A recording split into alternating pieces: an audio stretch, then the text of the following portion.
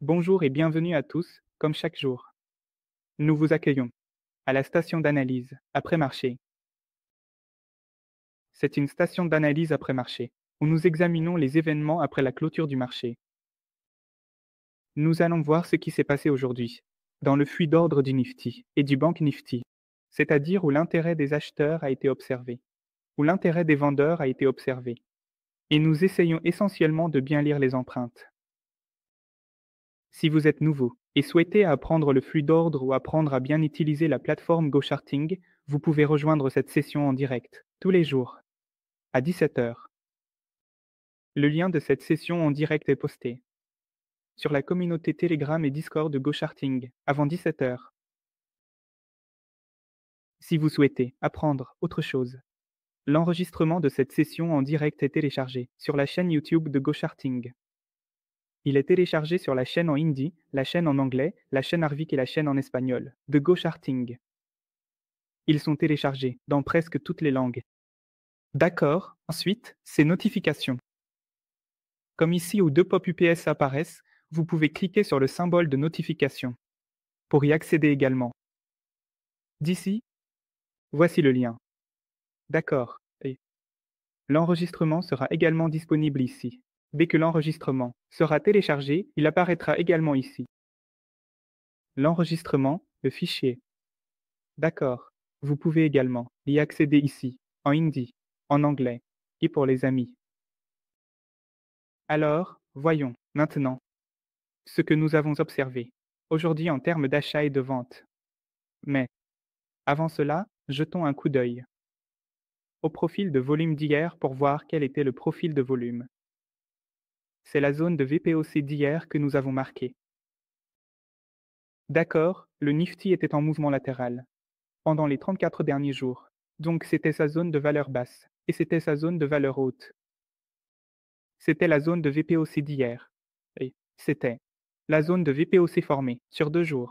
Donc, dans tous les cas, si la zone de VPOC d'aujourd'hui était cassée, notre jeu était jusqu'ici. Donc les niveaux étaient très simples. D'accord, voyons maintenant quelle confirmation le flux de commande a donné au-dessus de ces niveaux. Où se trouvent les acheteurs? Où se trouvent les vendeurs? Nous allons examiner tout cela maintenant.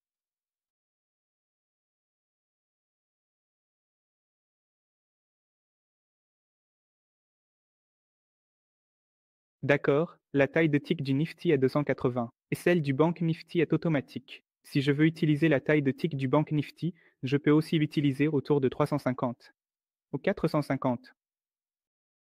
D'accord. Avant de bien lire l'empreinte, nous devons savoir ce qu'est le delta. Car avec l'aide du delta, nous allons lire l'empreinte ici. Alors, qu'est-ce que le delta? En langage simple, le delta est la différence de valeur entre les acheteurs et les vendeurs que nous appelons delta. Cela signifie que le delta nous indique la différence entre les acheteurs et les vendeurs. Par exemple, si la première bougie est celle d'aujourd'hui, quelle est la valeur de son delta? La valeur du delta tout en haut est d'abord marquée par un signe négatif, ce qui signifie que le delta indique les vendeurs. Ensuite, la valeur est de 13 000, ce qui signifie que le delta de cette bougie est de moins 13 000. Cela signifie qu'il y a plus de vendeurs dans cette bougie. De 13 000 de plus par rapport aux acheteurs. Prenons maintenant cette bougie. Quelle est la valeur du delta de cette bougie? Il n'y a aucun signe négatif ici dans la boîte verte, ce qui signifie que la valeur du delta indique les acheteurs. Et quelle est la valeur? 9 000, ce qui signifie qu'il y a 9 000 acheteurs de plus dans cette bougie par rapport aux vendeurs. Prenons cette bougie, quelle est la valeur du delta ici? C'est beaucoup. 1,5 lakh. Ici, et combien? Ici, 1,86 lakh. Ici, le delta est seulement de 14 000 du côté des acheteurs. Alors, que nous dit le delta? Il nous donne le scénario complet de la bougie, nous indiquant qui est le plus puissant dans cette bougie. Si le delta est positif, cela signifie qu'il y a plus d'acheteurs, car il indique la valeur des acheteurs. Si le delta est négatif, cela signifie qu'il y a plus de vendeurs dans cette bougie, d'accord, et que les vendeurs sont plus puissants. Le scénario complet de la bougie nous indique qui est le plus puissant Delta positif, alors acheteur. Delta négatif, alors vendeur. Maintenant, vous verrez. Deux types de bougies, des bougies dont le delta est très faible, comme 13 000. 8009, ici on parlera à la fois de positif et de négatif, et certaines bougies ont un delta très élevé, comme un lac 5000. 53 000, un lac 86 000. Et encore, certaines bougies ont un delta de 6012, 6023, 100. Donc, cela signifie que les bougies avec une valeur de delta élevée, vous pouvez dire qu'elles ont une valeur élevée au-dessus de 30 000. Les bougies qui ont un campement lourd comme le chemin de fer, par exemple, au-dessus de 30 000, comme ici, regarde, c'est 100 000, au-dessus de 30 000, c'est 53 000, au-dessus de 30 000, c'est 186 000, au-dessus de 30 000. Il y a eu un achat, ou une vente, solide. Parmi ces bougies, celles qui ont un grand delta. On connaît un achat solide, ou une vente solide. À l'intérieur. Ce sont ces bougies, qui clarifient quelque part la direction du marché, car c'est à l'intérieur de ces bougies qu'il y a eu des achats et des ventes massifs. Donc, ce sont ces bougies qui ont le potentiel d'influencer le marché, et ce sont ces bougies qui ont montré moins de données massives. Ce sont ces bougies à l'intérieur desquelles il y a eu des achats et des ventes, mais elles n'ont pas assez de potentiel pour déplacer le marché exactement. Donc, ici, nous allons choisir les bougies dont le delta est supérieur à 30 et examiner les zones d'achat et de vente de ces bougies pour voir ce qui s'est passé. Commençons à lire à partir de la première bougie. C'était une zone importante où le delta était de 13 800. Le Nifty a ouvert, fait face à une résistance, et il n'y a aucun intérêt des acheteurs nulle part. Une confirmation solide ici était que le delta maximum de cette bougie est de 35 000. Ok, maintenant, cela signifie que le delta maximum de 35 000 est du côté acheteur, donc à un moment donné, le delta de cette bougie était de 35 000 du côté achat. Mais à la clôture de la bougie, qu'est-ce qui s'est passé? Elle a clôturé à moins 13 000. Cela signifie qu'à un moment donné, il y avait un delta positif de 35 000, mais à la clôture, il a terminé à moins 13 000. Donc, cela signifie qu'il y a eu une vente de 48 000 lorsque le delta était de 35 000, et au moment de la clôture de la bougie, nous avons constaté qu'il y avait eu une bonne quantité de ventes, et le Nifty a présenté une résistance. Ok, ce n'était pas basé sur un delta solide, c'était juste un intérêt des vendeurs, sans aucun intérêt des acheteurs. Premièrement. Deuxièmement, le vendeur est entré. Et troisièmement, il y avait une bonne résistance au-dessus. À partir de là, un mouvement rapide est venu, jusqu'à la zone de VPOC d'hier.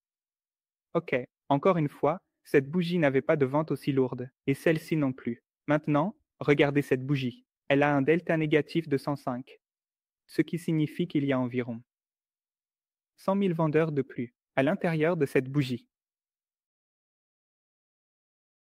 Le delta a indiqué qu'il y a plus de vendeurs à l'intérieur de cette bougie, donc, du côté multiplicateur, il y a des vendeurs.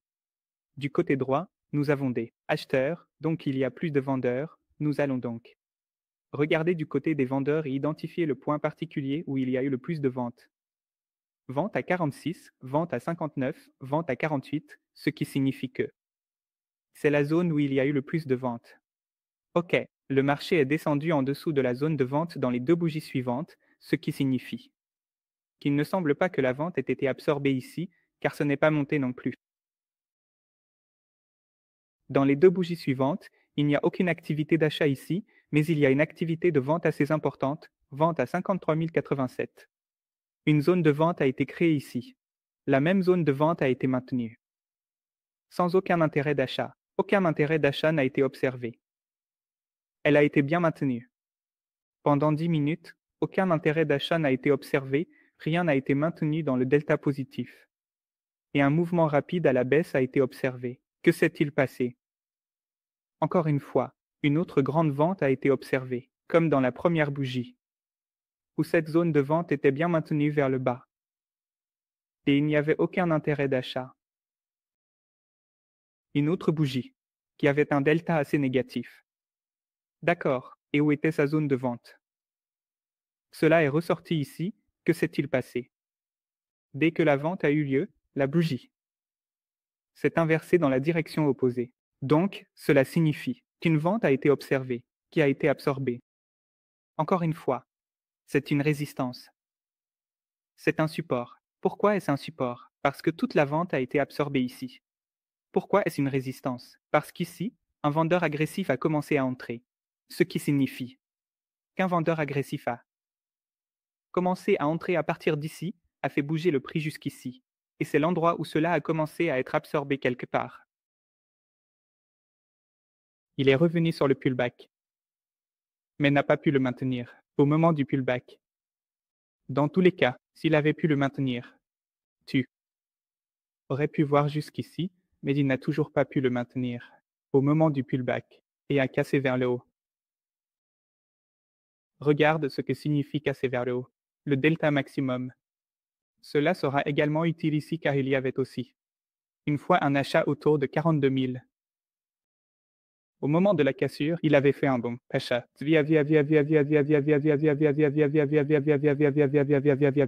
Ici, il n'a pas pu tenir sur le pullback, donc il a cassé. Cela signifie que des vendeurs agressifs ont commencé à entrer ici. Le prix a bougé jusqu'ici et est sorti au-dessus de chaque zone de vente.